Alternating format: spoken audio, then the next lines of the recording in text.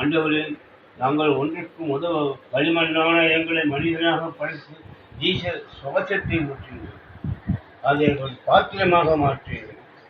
பாத்திரம் ஈடாயன்னை ஏற்றிலும் எளவு சீதமாய் காத்து கொண்டிடும் எனது கர்த்தாதி கர்த்தனே, தோத்திலும் கிருபை கூரையா.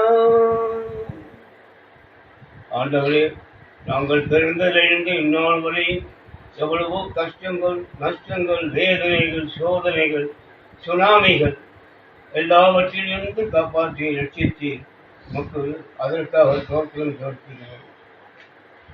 இந்த நாள் வரையிலும் வந்த துன்பம் யாவுமே என்றதை வீட்டவளவே இறங்கிய தேவனே, தோத்திரம் தும்பை கூரையா. இழிப்பானையா இழிப்பானையா.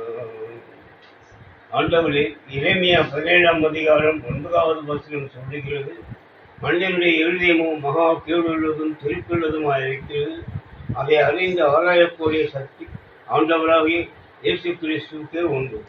ஆகவே அந்த இருதயத்தை சுத்தப்படுத்த முடியாத எல்லோருடைய இருதயத்தையும், என்னுடைய இருதயத்தையும், உலகத்தில் உள்ள எல்லா மக்களுடைய இருதயத்தையும் சுத்தம் பண்ண முடியாத பிரார்த்திக்கிறேன் ஆண்டவரே.